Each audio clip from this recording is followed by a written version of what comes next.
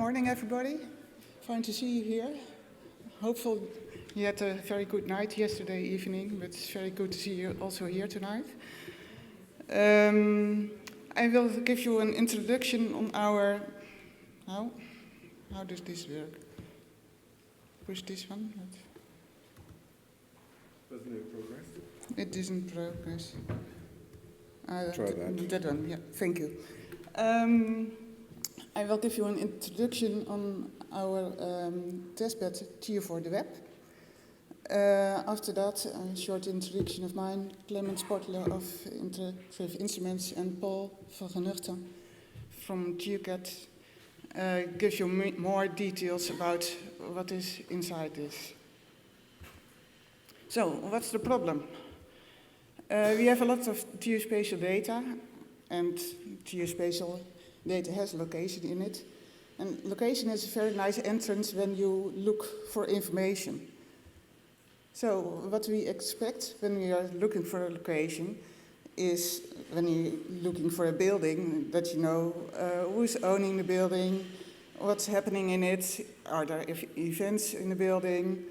You want to see some maps from the building, the building plans itself. You want to know where it's located, and all this information you want to get once or combined together. But what you get is one big data set in a portal or something like that. So what is happening on this moment is that for this geospatial domain, for geospatial world, we have very nice standards like the OGC standards, WMS, WFS, and so on. So we can work in our geospatial world very well, but we are building bridges to the other world, the world of the World Wide Web. They don't understand all those standards. They don't know how to use them. So for our world, these geospatial worlds, it works very well. We know how to use those standards. But the people outside can't use our very nice geospatial information. And what's the urgency of this for the Netherlands? We are working on a new environmental act, and that environmental act also contained a digital system to support this act. So everything needs to be available on the web, all information needs to be available on the web. This is a high coherence between all datasets, not only geodata, but all other kinds of information. This is clear semantics, and it should all be usable to machines, but also to humans. So we started a year ago with a testbed, an experimental testbed. It's still ongoing. And the goal of that testbed was to investigate how geodata can become part of the World Wide Web. And all those geodata should be findable by search engines and also friendly for developers. Not only the geospatial developers, but all kinds of developers. So we had defined 4 research topics. And the goal of topic 2 was to find out how to make spatial data easy to find and explore the idea of governmental as a platform. Not only for geodata, but also to combine all those data. And also make a community about it. So it's become transparent what is available. Research topic 3, and the goal of that was to find out what would be the best way to publish geospatial data, not as a traditional SDI, but based on modern web technology.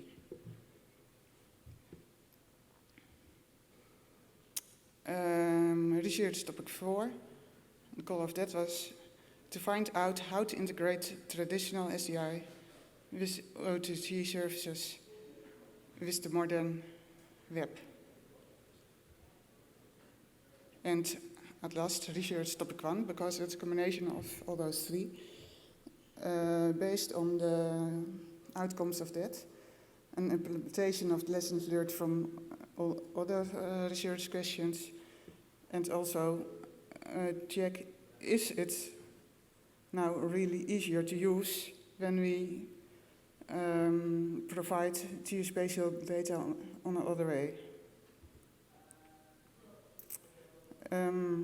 Yeah, the lessons learned up till now, so we are still busy. Everyone in a platform or community has their own needs or capacities. That's a very clear message, I think, and it's not very new, I think, but it's still very urgent to know this.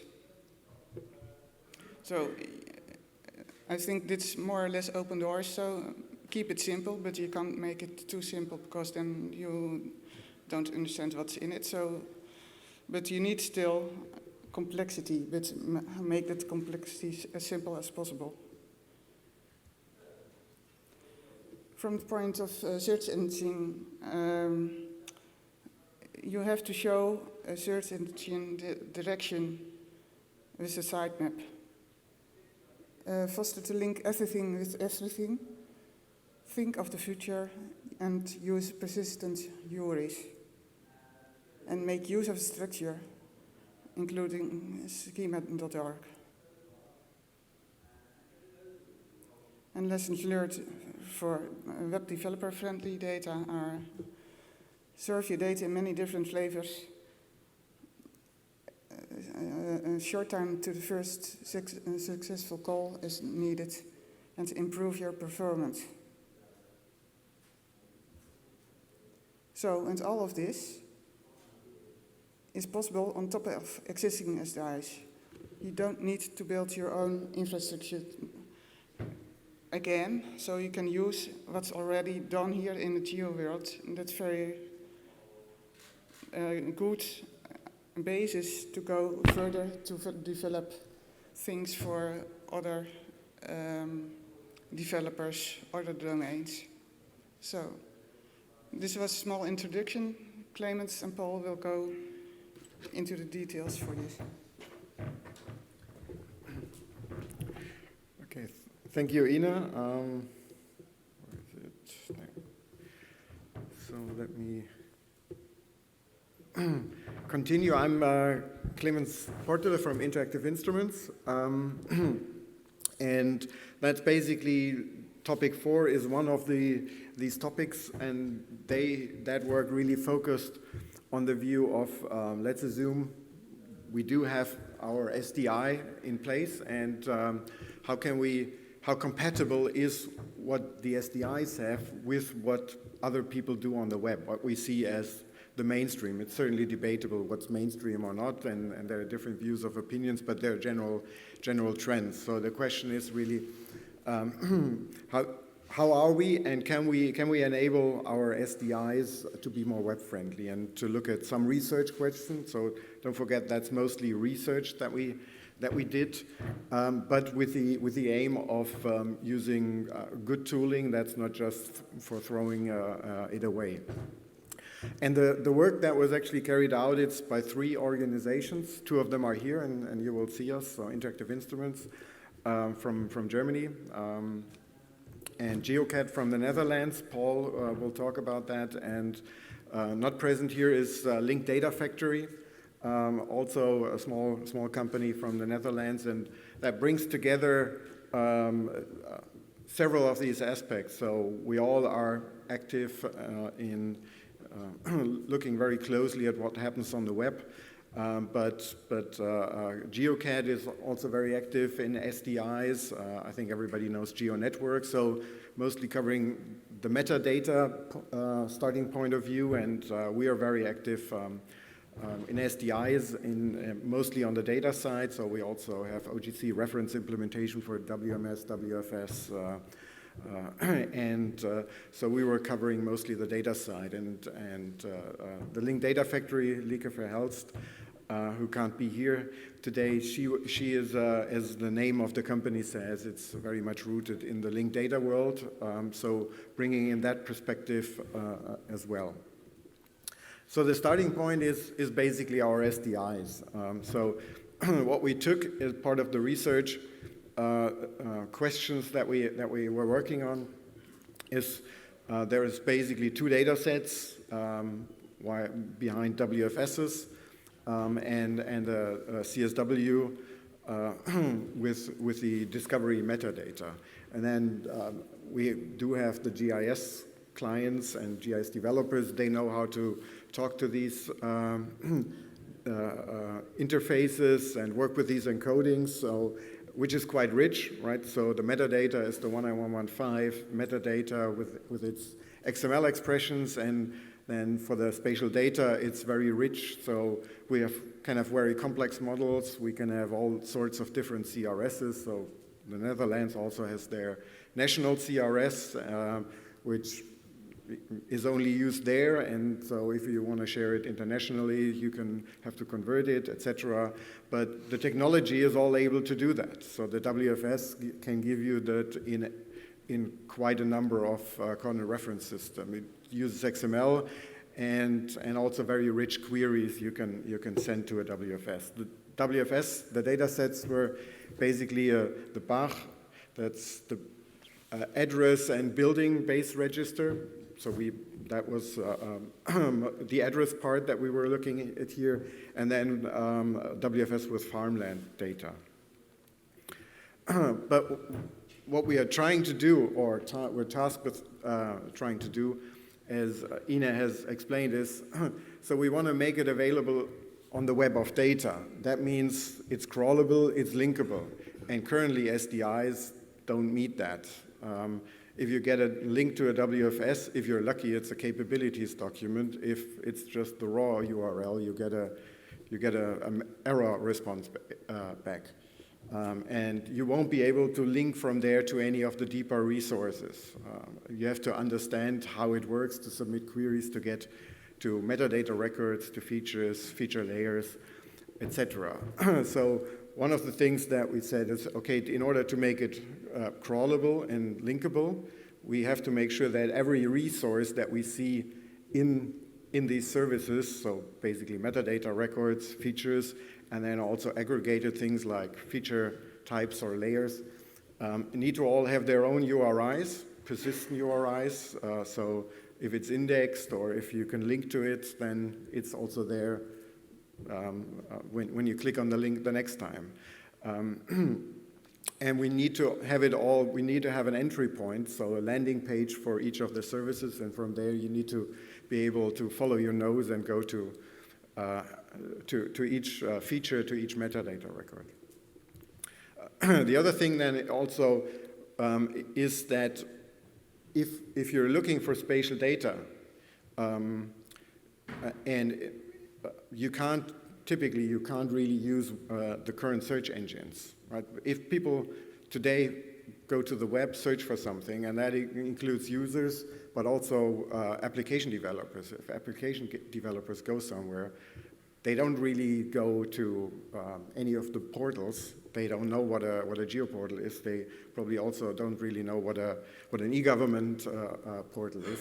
So people are really using the search engine. So in order to increase the presence of the data and the resources on the web and also make it discoverable, it's important that we make it available to the search engines too, and also using then the vocabularies. They don't care about ISO 19115, so we have to use whatever the search engine's using, which is basically a schema.org. So enabling that they find, let's say, pricing information about houses and maybe also the spatial information about buildings at the same time using the same search engine. So that was the other aspect that we were trying to do. And then also then basically to be more open in terms of when we talk about how data is accessed on the web, then that means HTTP or actually nowadays more HTTPS, but then you provide that in different formats, which always includes an HTML format. So it's always something that a human or a search engine can read, and then additional formats like GML, GeoJSON, JSON-LD. That's what we were looking at. So that applications can do some, APIs, processes can do something with it. And finally, we were also looking at, since when we talk about the web, really what the web is more than HTTP. It's also that you have links that give you the possibility to do actions to get additional information. So we're also looking at that aspect, because basically that's something where our spatial data infrastructures haven't made much progress. Traditionally, the GIS data sets are they're just, the only links that you have are put usually within the data set, but not to other resources. And that hasn't changed much. The idea of GML basically was at the time to actually enable linking between features and different data sets, but we haven't seen much uptake of that. But if you want to go to the web, then you need to link your data to other data, and other data needs to link to your data. So we were also looking at what the obstacles are and how far we can get there. So what we did is, because our job, there was the other topic 3, was basically similar questions, but without the burden of, look, there is an existing SDI and we want to understand how well that works together. But that was just, if there wouldn't be an SDI, you still have the data, how would you publish it? So the principles are basically the same. So we were working closely together, and the findings are also basically the same. They had a different emphasis on some of the stuff that they did in terms of performance or compactness of the data, how to do that. And what we were focusing on was more, okay, how's the compatibility with our current infrastructure? So what we did is then we kept the current infrastructure in place. So the WFS, the CSWs, there was no change to them. But we built a layer on top of that, which basically acts as a proxy. So a transparent proxy. It's layers that don't really store data, cache data, but transparently they provide the information that is on the fly accessed from the SDI, and then trying to provide it in a way that's more web friendly or more webby, or and which then means also that we were restricting. So in terms of any application schema, any model, we were using schema.org basically, because that's a common vocabulary that is broadly used on the web. And we're only using WGS84 because that is also the most commonly used current reference system, and actually often the only one that's supported. If you look for a GeoJSON, or if you look also for schema.org, it's always and only WGS84. As I mentioned earlier, HTML provide HTML basically for every feature, an HTML page. That's a key thing, and also then JSON-LD, a kind of an effort. In general, the thing is that we see today from web developers more interest in JSON than in XML. So we were trying to follow there, and using GeoJSON, but also JSON-LD to have more of the linked data, to have explore a standard that supports JSON and linking at the same time. And we also see uptakes, for example, of search engine providers like Google. They also harvest annotations using JSON-LD. We were also then, as I mentioned, content negotiation to get the different formats, which is, content negotiation is basically built into the HTTP protocol.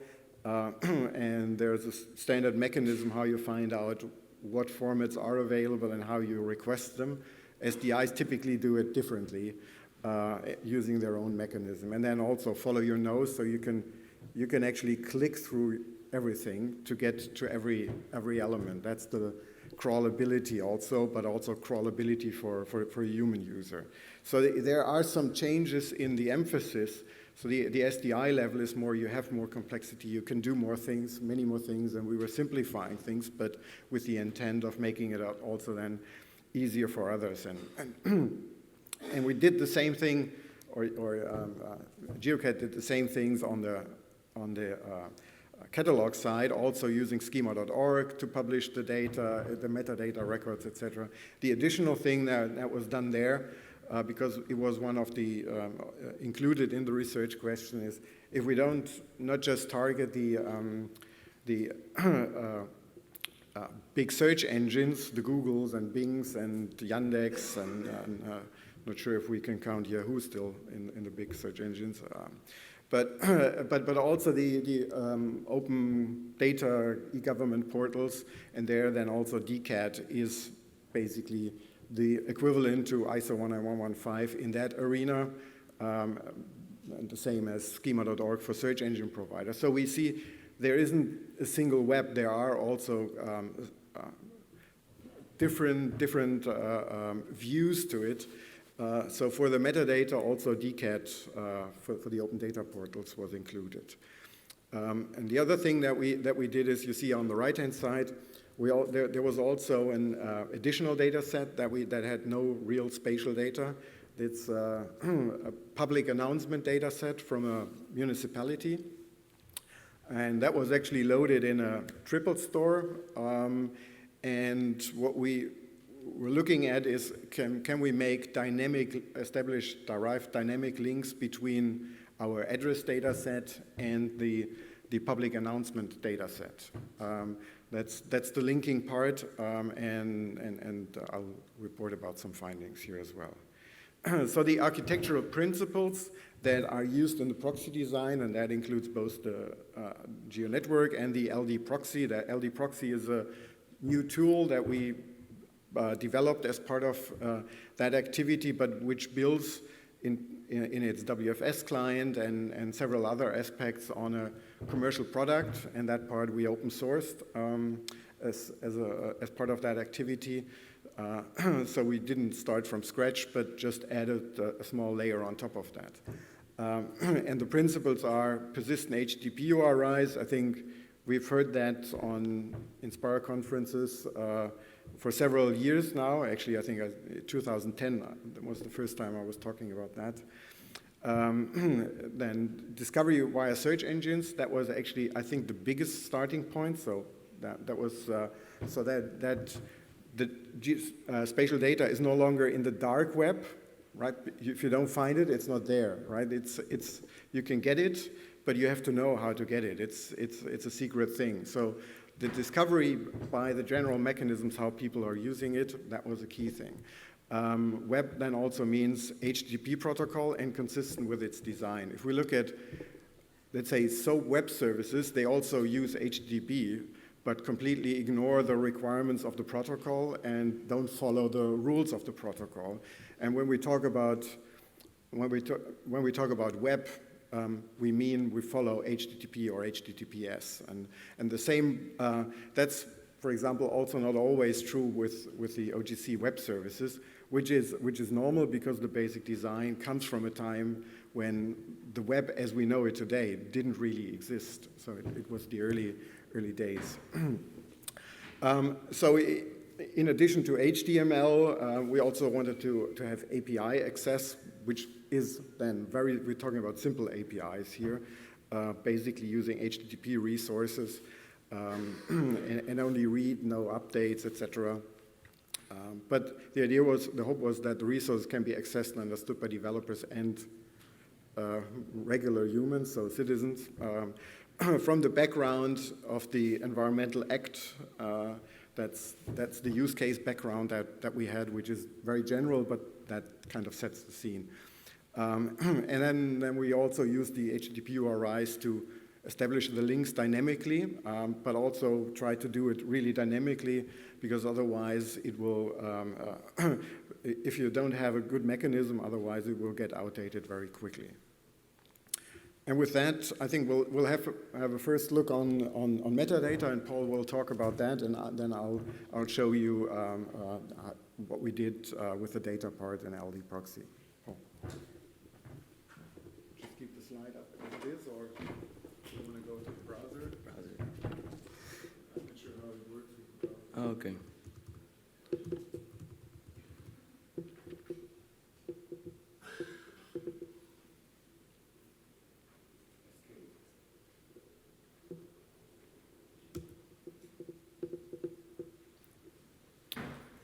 Can I change to a browser?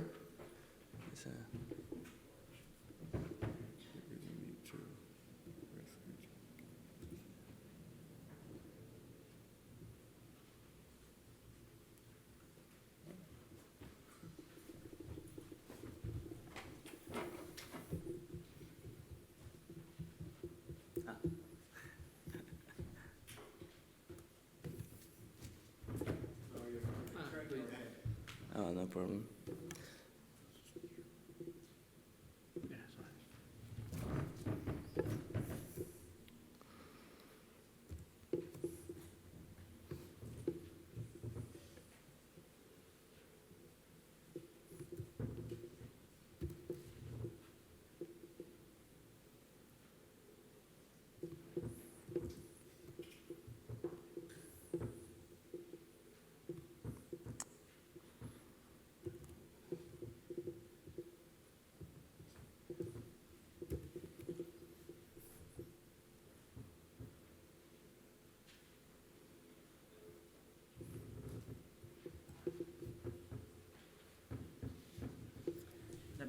Let me start talking in the same time. So this is a shirt that Geonovum bought for us when we reported on the testbed. Clemens doesn't wear it today, but so we're a workshop. So I'm gonna fire up a browser to do some things. I could also say, okay, there was no time to make good slides. I presented yesterday already some of the results, but there were only a couple of slides on my topic, so I hope to use the other approach. It's fine. It's working. Super. So I hope the internet connection doesn't keeps working. So what we did for this workshop is set up a GeoNetwork in the cloud. It's available on opendatacat.net. So you could don't start typing all right away, because then it will break the Wi-Fi. But it is an interactive session. So during the session you can start this up. This is just a bit downstream version of GeoNetwork. But what I did here, I harvested some of the national Inspire endpoints. So it has 20,000 of metadata records of various countries. What we did for the testbed is to make this stuff, all these data that you see here, also crawlable for the search engines. And then not just as plain HTML, but in a structured way. We're using the schema.org ontology. So the search engines are actually, by looking at those annotations, know that we're discussing about data sets. What is the title? What is the date? What is the contact point? And so they know that data in a structured way. So what I want to show here is how that is done and how it looks. Let me see if that works. As a web developer, you usually, when you arrive at such a website, you usually go to the source of the page to look what technology is used, for example.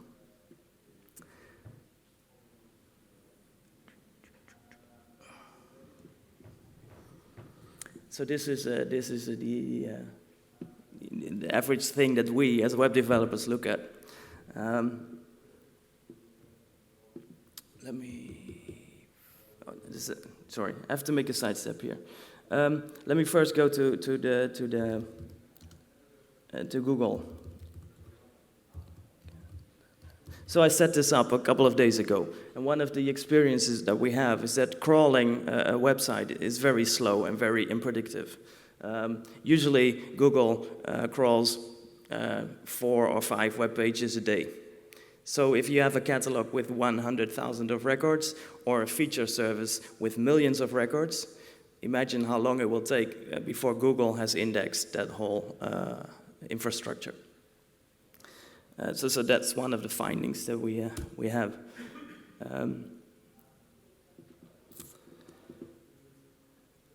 So you see already some data sets popping up on Google.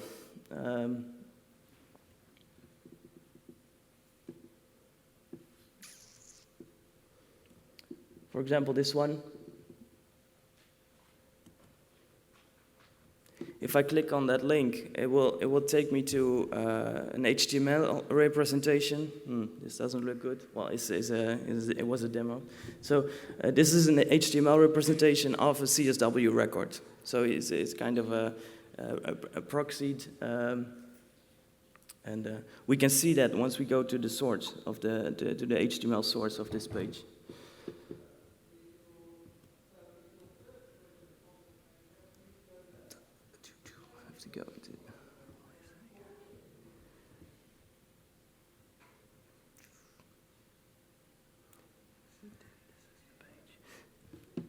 This is the interesting part.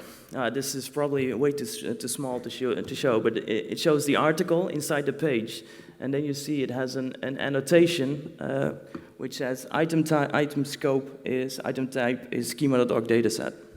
In this way, the search engine knows that we're talking about a dataset here. So if I take this URL. And I go into the, which was a very helpful tool for us, the Google Structured Data Testing tool.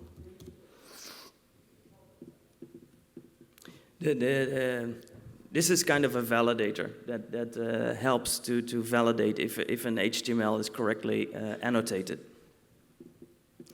So if I enter the URL here and I run a test,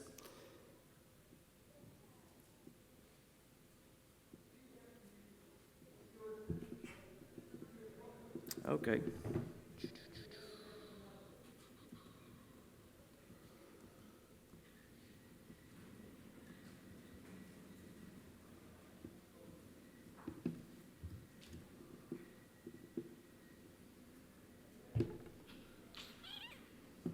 Okay, we'll repeat that for an LD proxy page later.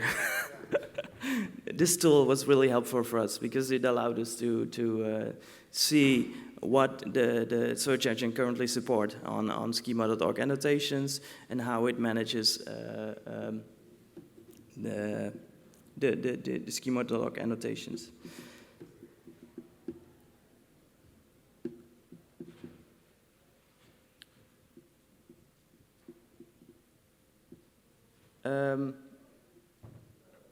So the next thing, if you look at an open data or a metadata catalog record, you will find there inside the WMS URL, the WFS URL. But if we want to make a crawlable infrastructure, we should not, in this proxy page, we should not link to that WFS because then the search engine will instantly stop.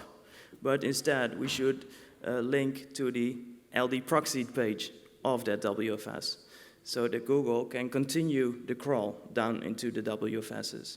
So that was what we did in that GeoNetwork instance. Instead of displaying the WFS link as is, we changed it a bit so it looks at the LD proxied WFS page. You can continue again, Clemens.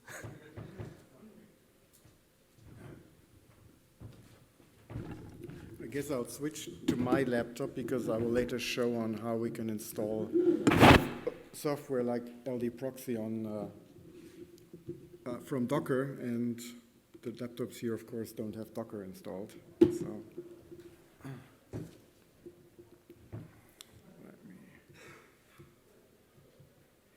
So, I'll continue with an interactive part.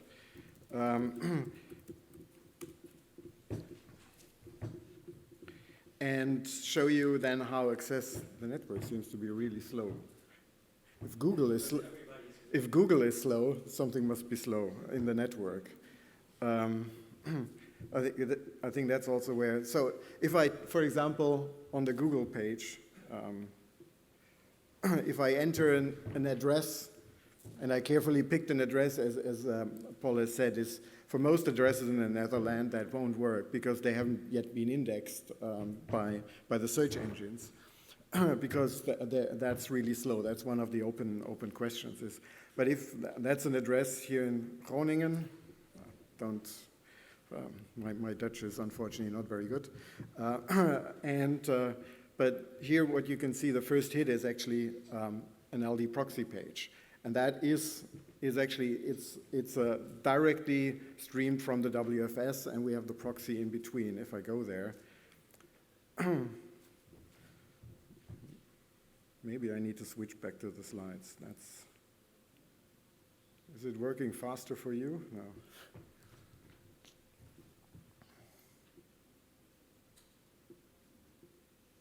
That doesn't look good. I guess I'll go back to the backup slides. When we presented that in Amersfoort, fortunately the network there worked better. So yeah, that's the search and address for Google where you can find it. So every feature from the address WFS has a page.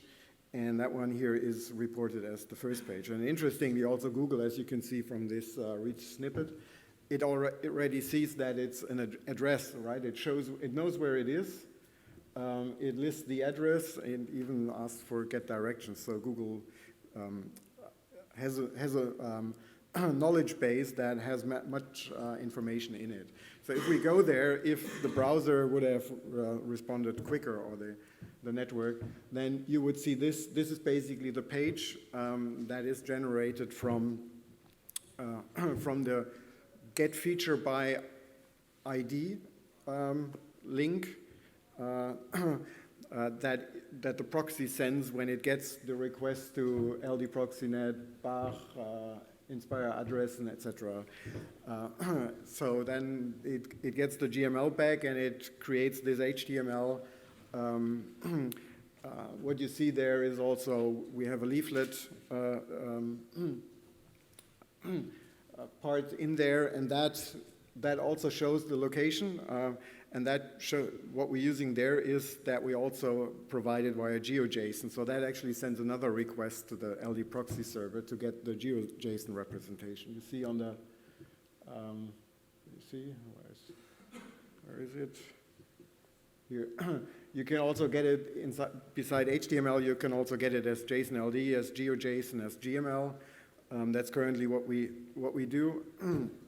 Because it covers both the SDI, but also the more webby type of things. And then here you can see the properties, basically also then in a schema.org. So address is a schema.org object. It's a category, so we can use that to publish it.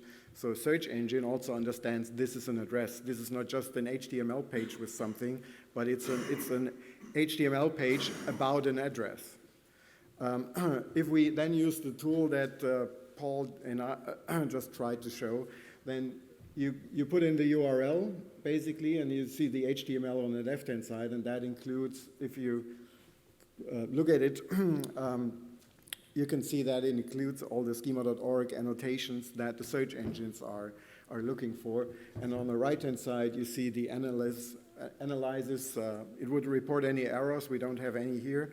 But it includes all the information according to schema.org. So it's a schema.org place. It has all the address information. Also, we include things like links back to the WFS. So you have the source data and have a same as link there, etc. So that it's an important tool to test your data, but also you can see what kind of information is actually in your HTML page, which is understood. It's somewhat different if you go to Bing or Yandex. They have similar tools, and they all understand slightly different subsets. So it's not as clear cut. There's a lot of research necessary. So what we did is we set up a server, ldproxy.net, for the purpose of the testbed, which originally included 2 WFSs, the address and the farmland WFS. And in the meantime, for the topic 1 work that Ina has presented, we set up another WFS, which is actually then for the large-scale topography. So this is basically the entry page and the list of all WFSs, and it takes the name by default from the name of the WFS capabilities and also the abstract. That's what we show here. So if the WFS changes the abstract, you will see a different page here. When you then click on one, you basically get to a landing page for the WFS, which again is the capabilities document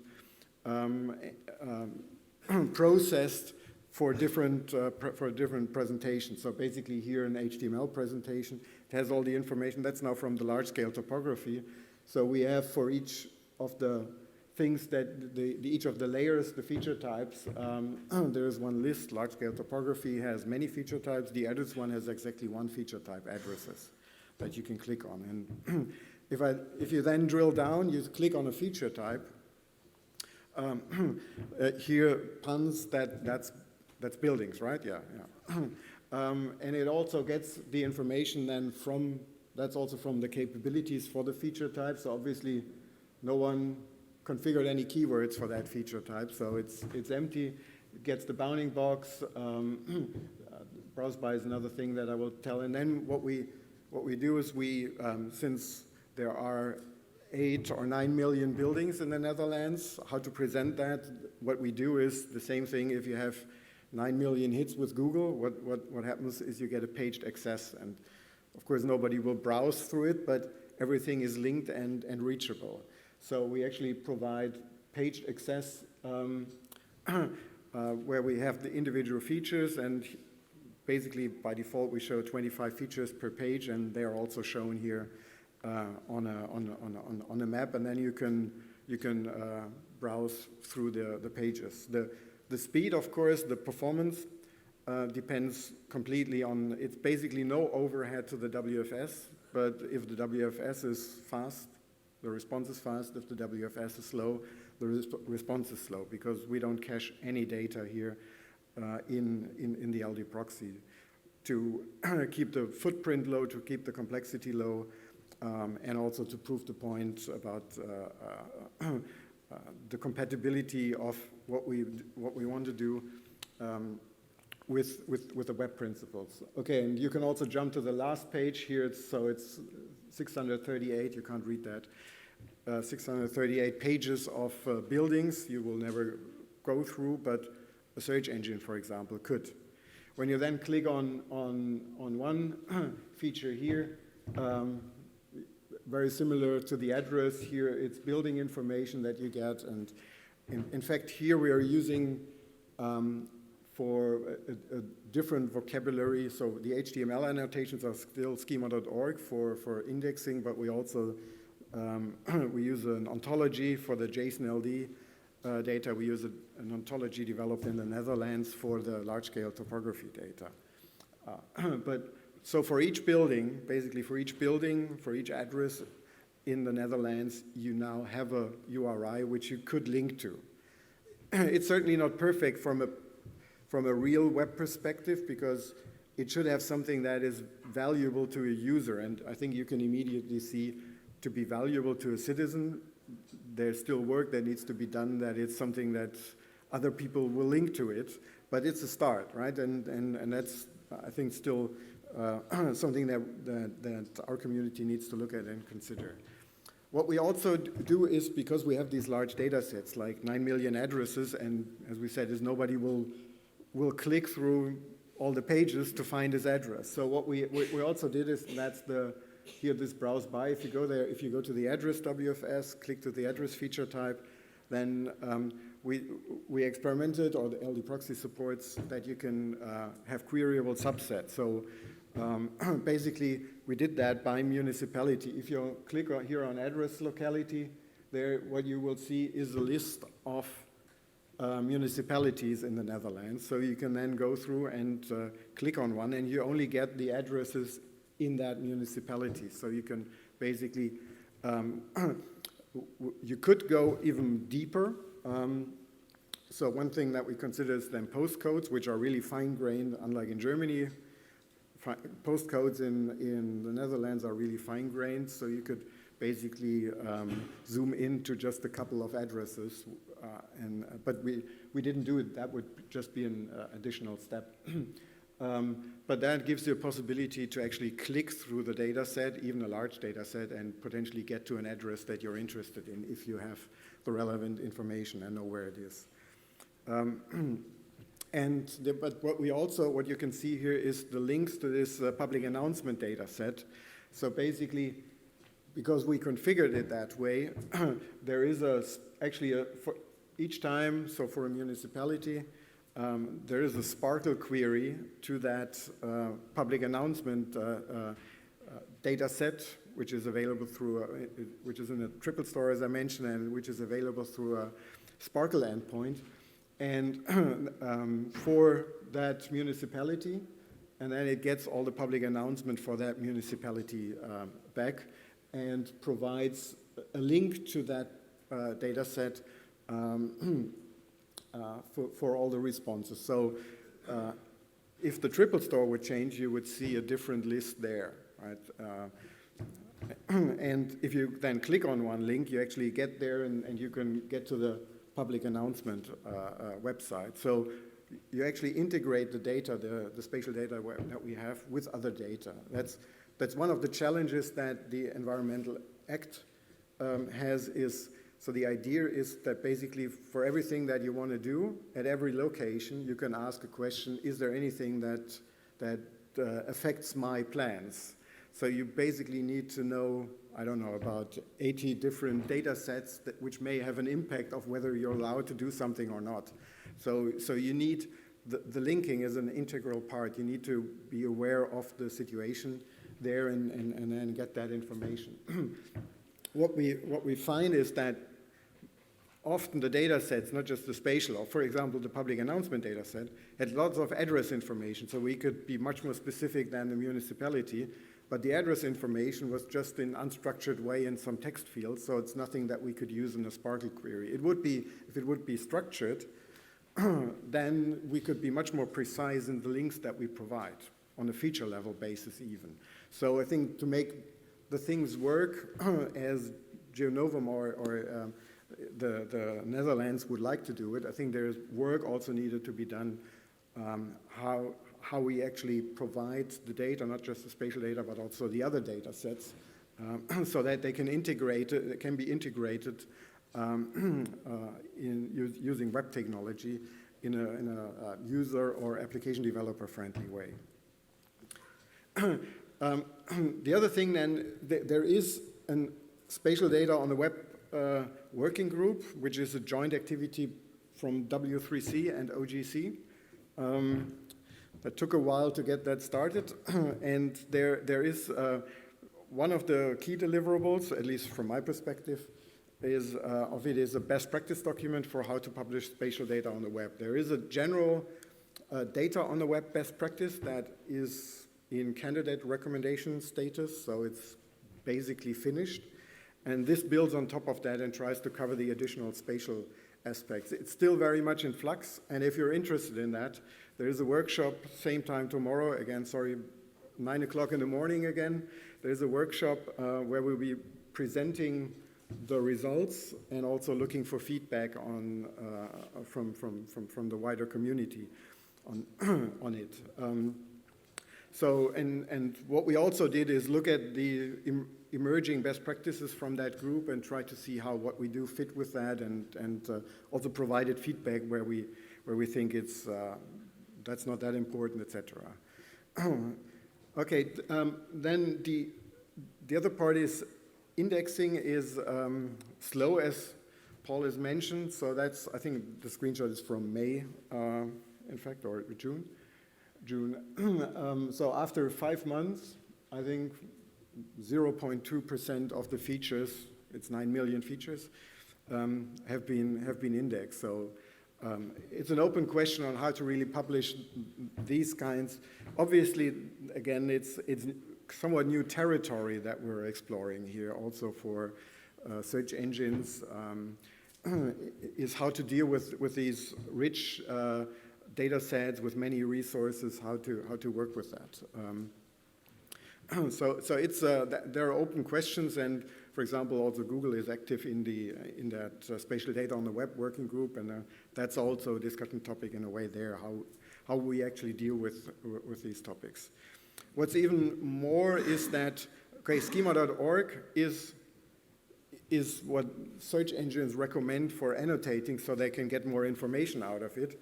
But the indexing of schema.org, that's again on Google, is minimal. So at that time, that was just 180 items that were indexed. And it's really unclear how much impact that currently has. It has, there are several things where you can see that impact, and I think we all know it. If we search for a restaurant or a movie, you see the richer information about reviews, etc. There are certain things that they ingest and which they show also from individual pages, but that's currently not the place for spatial data, which is also not surprising because there isn't that much spatial data that actually follows these practices. So it's a chicken and egg thing as well. That's ongoing, but that's something that we still need to work on. It's also not just Google. That's Bing, and we have similar results. Actually, Bing is even slower in indexing than Google.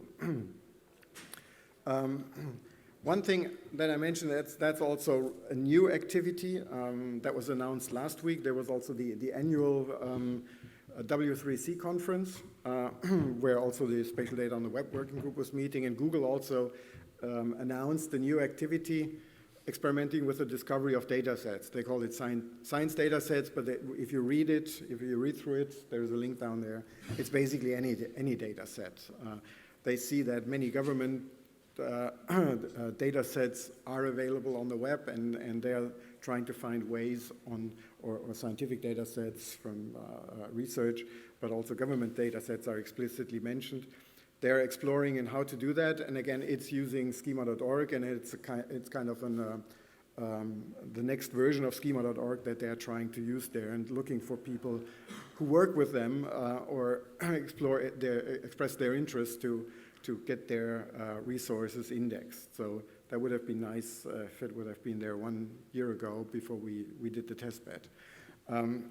But it's just to show that there is activity ongoing in the web community, not the SDI, but in the web community to get much of that information. And that's clearly not just limited to spatial data, but any data sets, more accessible through the standard web mechanisms.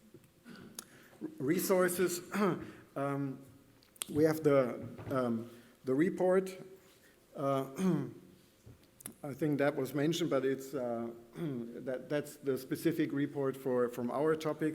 It discusses many other issues or aspects that I couldn't cover today, or we both couldn't cover today. We also have the link to the LD proxy source code set, and also to the Docker image, which I will be getting to shortly, just to show you that it's not very difficult since it's a workshop, so we should have something practical. Not sure of the impact of the web. Okay, we'll find out.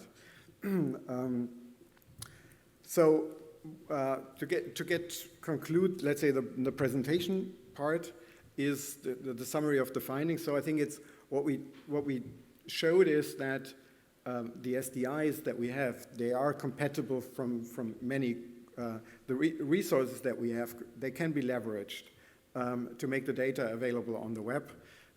There are gaps, and there are let's say, also prerequisites. For example, to support the paged access to the WFS in the LD proxy, the WFS has to support certain capabilities of the WFS. So it needs to support that you can also page through the results of a WFS. If it doesn't do that, it's difficult to do anything without caching the data locally, which we wanted to avoid.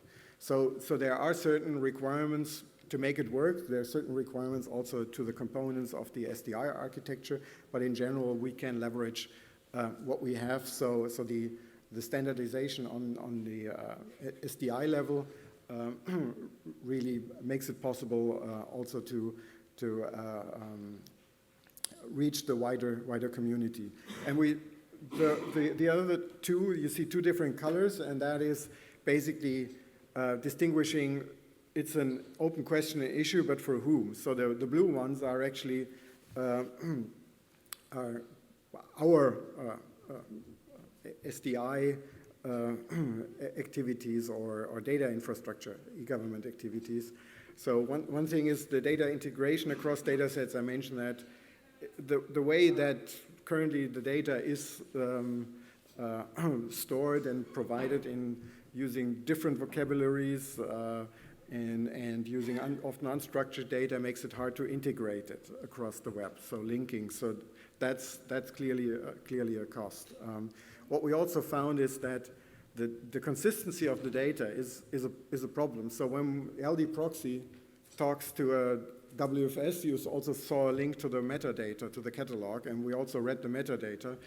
But then the metadata that we get for a data set is different from what the capabilities say to what the catalog metadata says. So they have different contact information, they have different bounding boxes, etc. And the question is, what do we show, right? So we use the capabilities, but which one is better?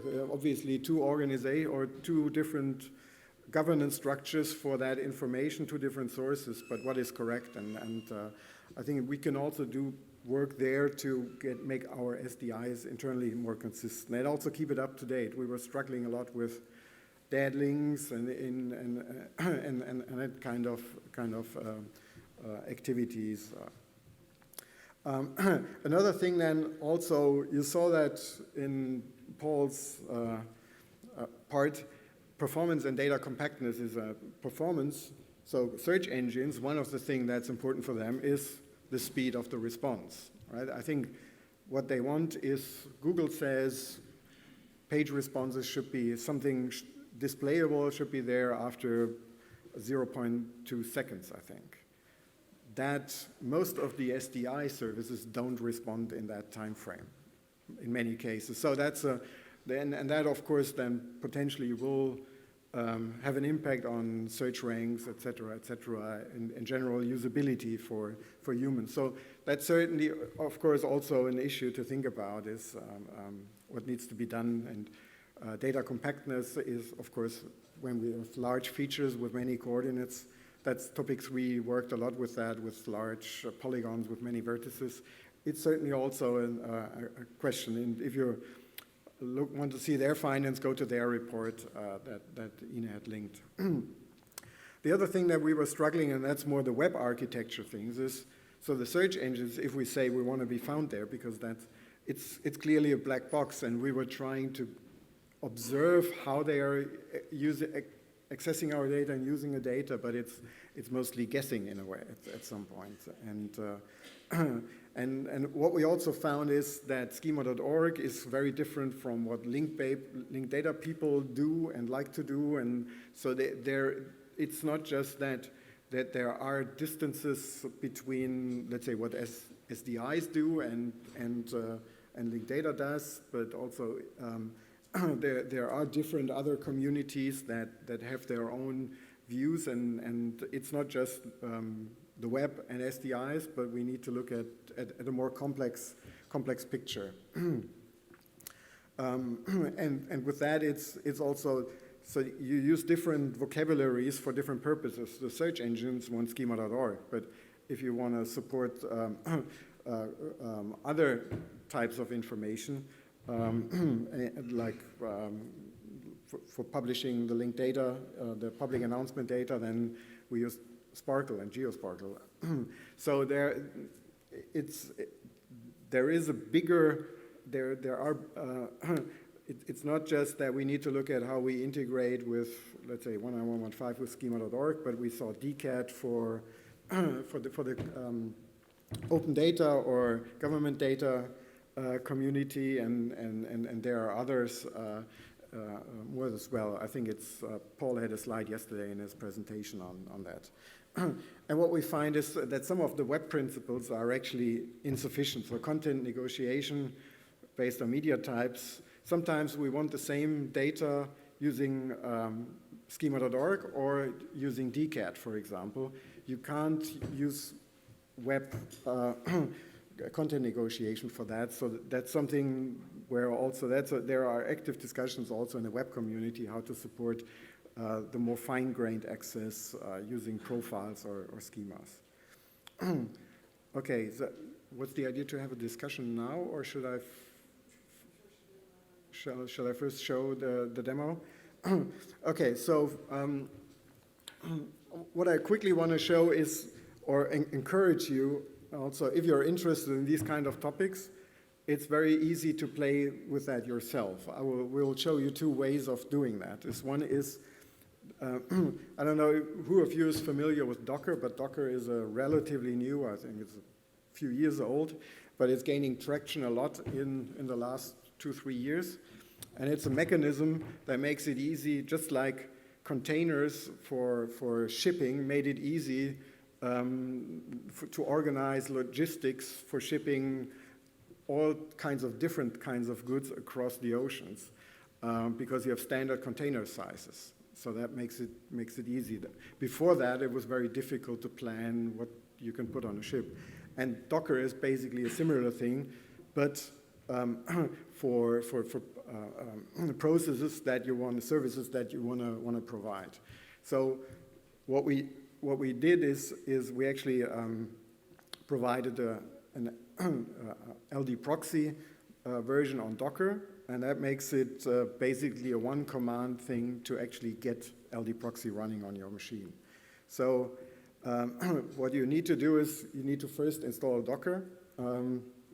It's available for Linux, Windows, Mac, and all the regular platforms. And there's basically Docker Hub. That's the place where you can get all the Docker images. So there is a page for LD proxy that is there, and we also have on GitHub, we also have a documentation on how to get started. And let me just try it if it works. If it works with the web here. So let me just copy. So basically to start to install it, there's a Docker. It's probably impossible to read, but basically Docker is an application, and I can say run a new service called, or a new container called LD proxy, I call it.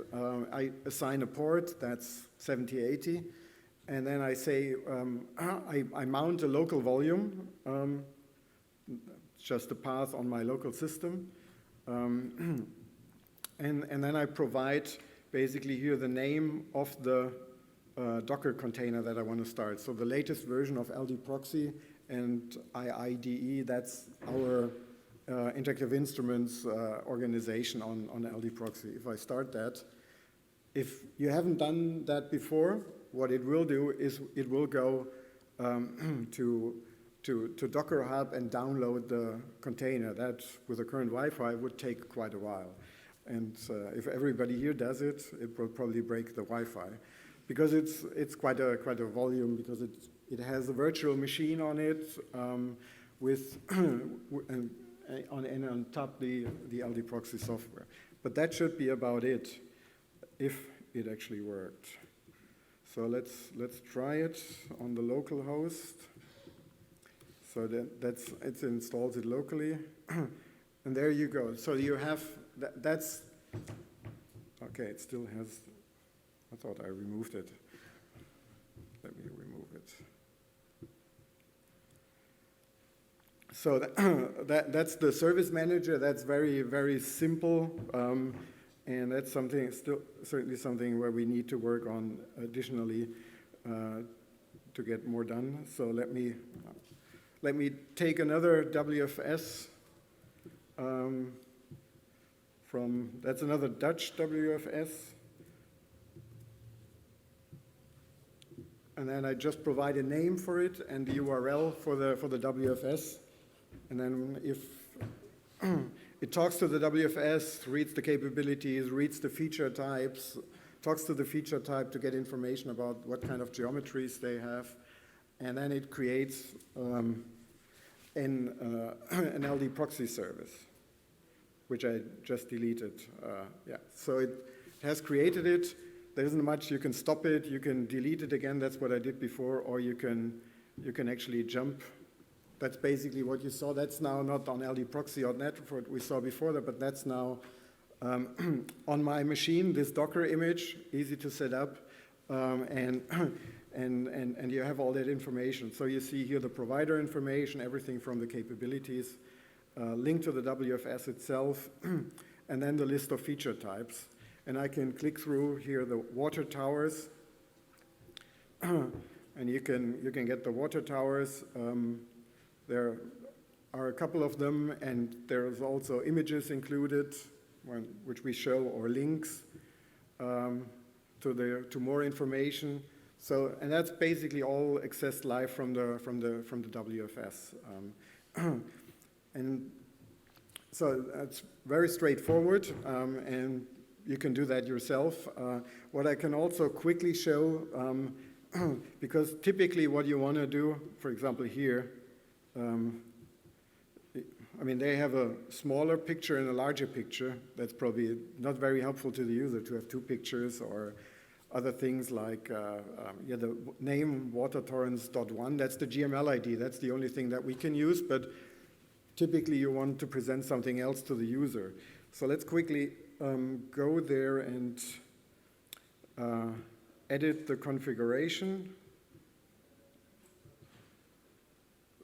So that's now in the path that I've presented. Can I make the text bigger? How do I do that? I always forget that.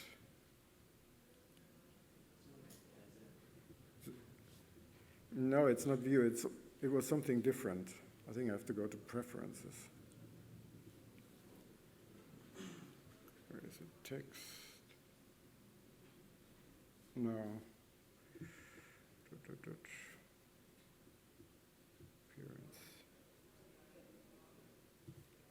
No, that's list display.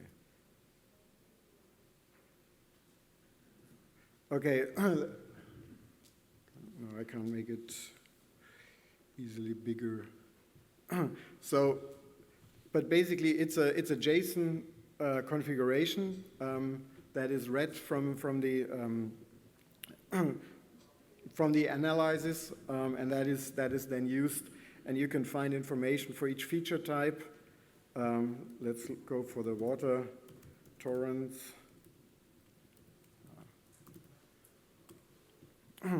And there you have information about, for example, the display name. That's what you see on the landing page, and land2: is nothing a human will be interested in, so we'll change it to water torrents.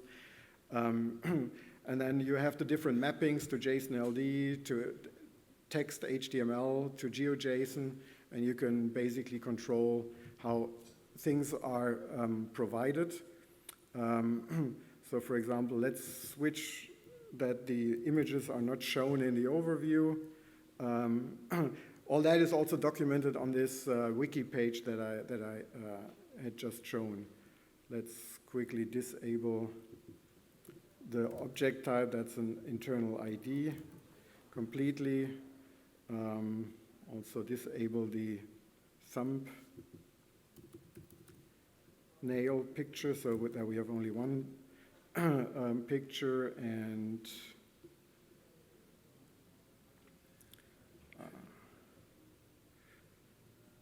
what else did I want to change? I think the name, right? Yeah, where was, let me think where that is. So also the Wohnplatz, we don't want to scream. So let's make it lowercase. I think that must be, where's the name? Let me see,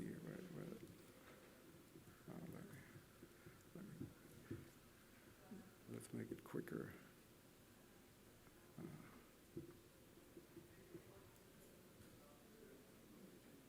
So here,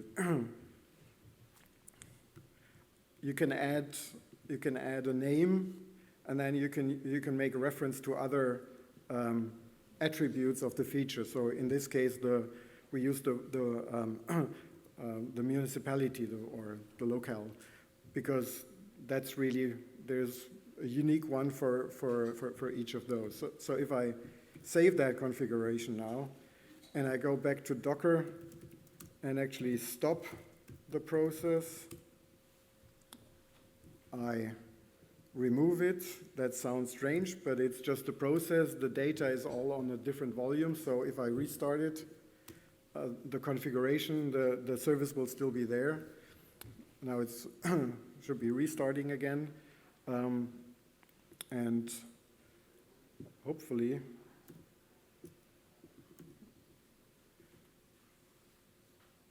coming.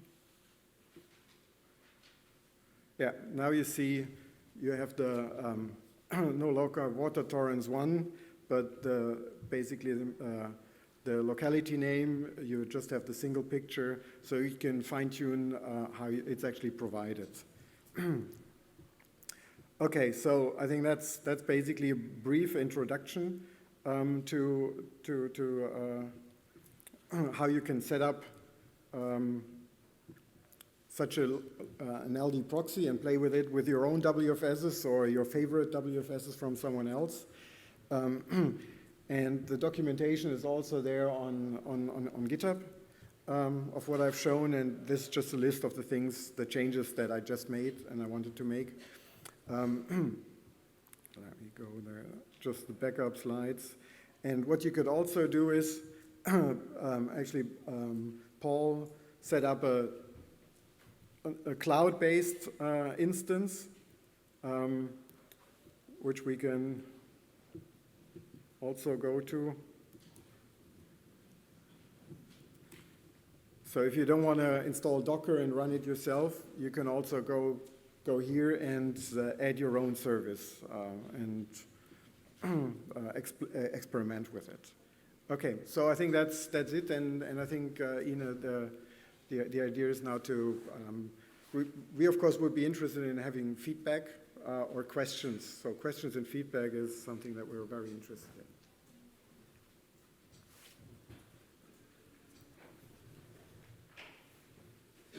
So can we have a mic for the questions? So I think you have heard a lot of information, and it's understandable if you have questions. So please raise your hand if you have questions.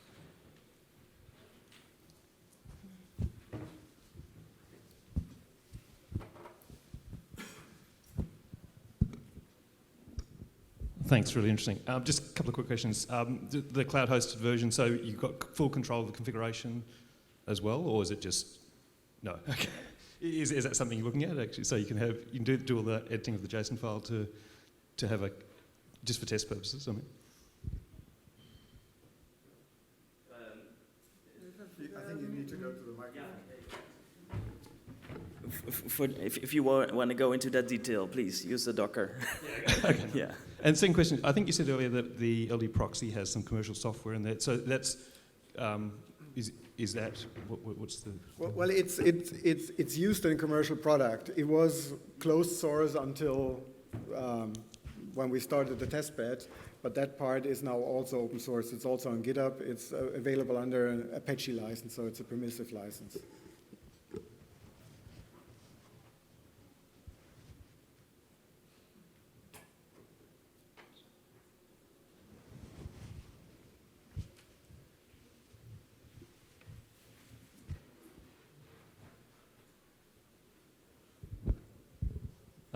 I was quite interested to see the new activity by Google to work on dataset discoverability. Can you say Do you have any more information on that? Can you say a few more words on that? And whether you're planning to get involved in that, or? So I can't say much more other than that they announced it last week, and there is also in the spatial data on the web. So Dan Brickley, I don't know, that's basically the mind behind schema.org. He's also active in that W3C OGC working group, and he also informed us about it and is welcoming any input. So I think there is a mail discussion also currently in the group with questions, but I don't have any more information about it at this point. I think Andrea Perego is also following that. Right now, I haven't thought about it yet, whether we plan to engage in there.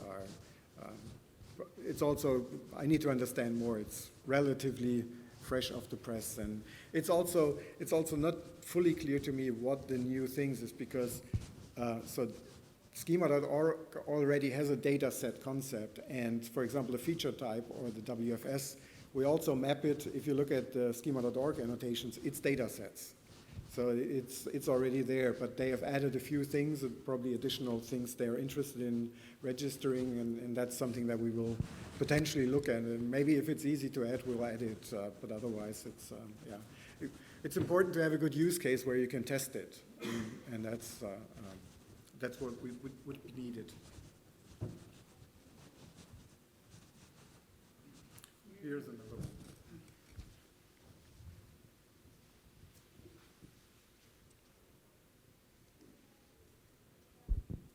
I have a question related to the generation of the sitemap for or indexing metadata pages. We're doing some kind of similar thing for the Swedish portal, so we can query with Google on the metadata, but then we all compete with all other information that's also indexing. How is the way, so you can say, I'm searching for data sets in Google. They just start to type protected sites, but then they get report web pages, and you just have to indexing your pages so smart. So it would be, if they start write geoportal protected sites, they will find the record, but is there a smart way how to solve that? No, that was the point that I made earlier, is that currently the value of providing the information, this is a data set, or this is a place in schema.org, isn't really clear. It's clear if you publish a review of a restaurant, they know it's a restaurant, and you can, they will display it properly, and they will take that into account in the searches. But right now, there is no mechanism that you could ask, give me a data set about protected sites. But I think it's part of what we see is this, I mean, that's guessing what the idea of the activity is, but they see is there is demand on publishing data sets, on discovering data sets. So I think everybody, we are looking is what would be a mechanism for us to make that more easy to discover, and more clearly to get the right hits using search engines, and I think for the search engines are also looking for what's the best way to deliver value to those who do the searches. I think it's just an ongoing activity. Okay. Yes, and maybe to make the circle round is that the current testbed that's still running, so the topic 1, which was extended until now, it includes a company called Tripoli, and they have a product called Laundromat, which is a Google type of product. It allows to ingest a lot of data, and then you're able to run Sparkle queries against that. So and they have 30 millions of triples already. And that's an open source product. So there you know what the mechanisms are and what the Sparkle queries can be queried. So as a community, we should really think about if we want to have all that power in the search engine, and maybe we need new search engines where we have control on the search mechanisms. So that's more a principal thing behind that. There's another comment on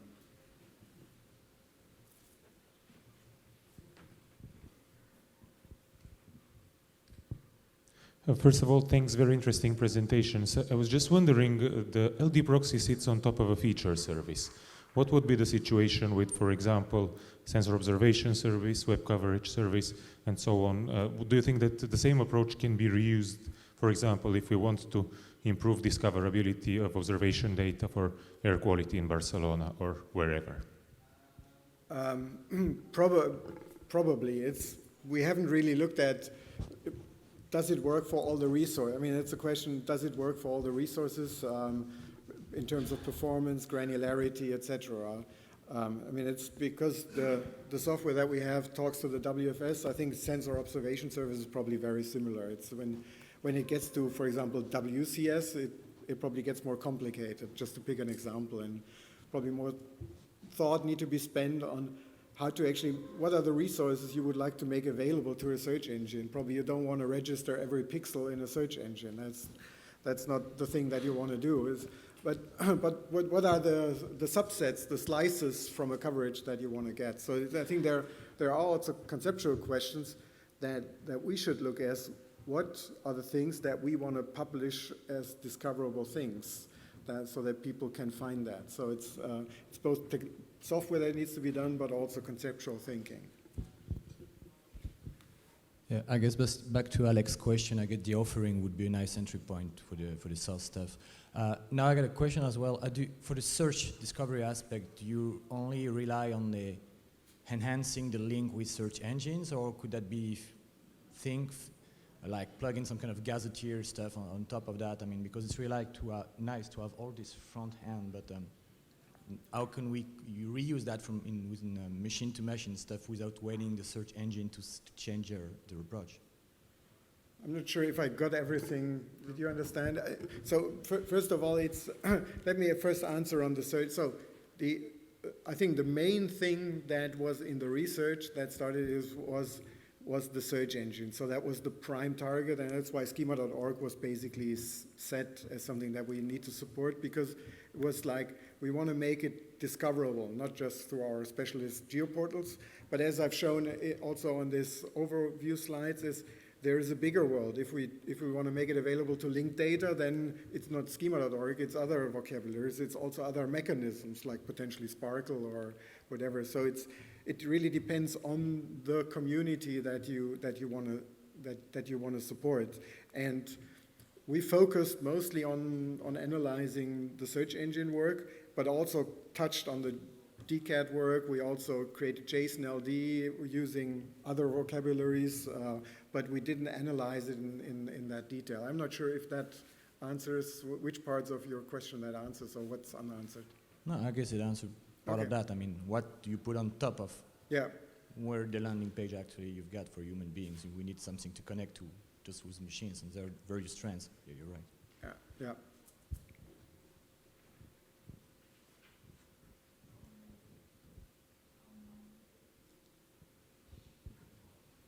So one question to you. We are looking for use cases. So if you think you have a use case in your organization, please come up to us. And yes, that's... Maybe I wanted to just ask a similar question to the audience. If you're a data provider in your organization, have you considered these kind of approaches? Are you discussing these kind of issues in your organizations, or are you planning to do something in these directions? Maybe can you just do a show of hands on which organizations are currently considering to open up their geo data from the dark web to the more general web? Okay. Give Aaron the mic.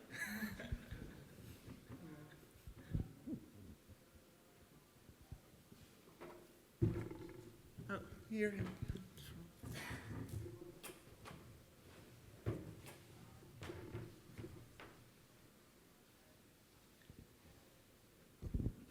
I have a use case for some users, maybe not just related to open for the web, but what you have done with the WFS is that when they're currently working in the portals to find data, the only spatial information is the bounding polygon that could be somewhat detailed, but what they really want to know is if there really any objects within this area, if they're working with, say, citizen planning, and they go out in a small area. They want to check, are there really any protected site, or are there any really roads or rails within this specific area? So in a geoportal, first starting to search in metadata, and then after that actually search for the geographical objects would be something I would be very interested in. I think that sounds kind of similar to the environmental use case that I described, where the law says if you have a place and you want to do something, you need to know everything that's relevant. Like, is there a protected site so that I can't dig this? So it's, and that's what we tried on a small scale with this public announcement data set, right? So that you can link also from somewhere to something, and I think there's to make it also scalable. That's for the web, it needs to be scalable, and there still is more research needed to make that really work, I think, in practice. But it's I think an important aspect to look at when we see how we want to integrate the spatial data with other data sets that will never be in an SDI but are relevant for users of spatial data.